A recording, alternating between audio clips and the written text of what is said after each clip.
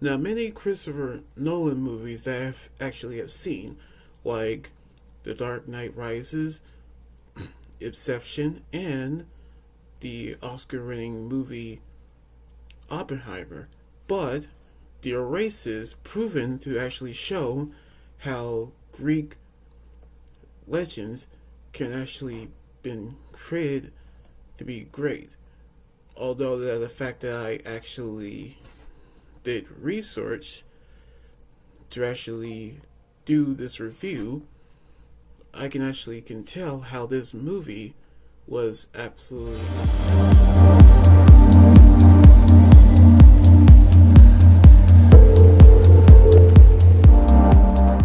where we actually see Matt Damon play Oresius, the Greek king of Ihacha, where after his decade-year battle in the Trojan War, he actually made his journey home to his wife Penelope, who was portrayed by Anna Hathaway, and his son Telemarus, who was portrayed by Tom Holland. But his journey had actually taken a dark turn after he was overthrown by a dangerous wave. So now he decided to make his journey back, which he encounters Cyclops, Sirens, and of course Nymph Calypso, which of course, knowing how these are actually crazy. However, Penelope actually is waiting for her husband to return home, and of course, fighting off suitors who wants to take his place. One of them is Antinous, who is portrayed by Robert Pattinson, in which, knowing how he actually wants to make her his wife, but we can tell how this means trouble.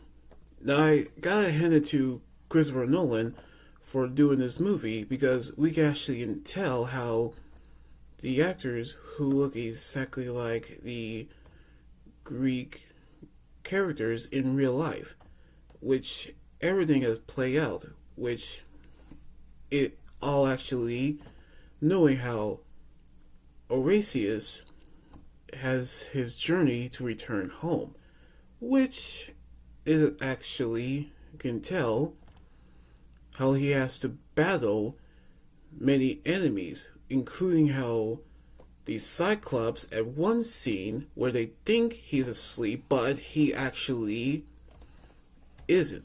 But we can tell how the look of the Cyclops actually almost look exactly like in real life, which the fact that we knew how he actually blends in the dark and actually sneaks up on the soldiers one by one. But as for the rest of the cast, of course, Upita Nogo done do roles as Helen of Troy and Clip Me Nita and Serena Dadea as and Hena, the goddess of wisdom, which of course Shalia Doran as Calypso, the nymph, which all of them has done an incredible job.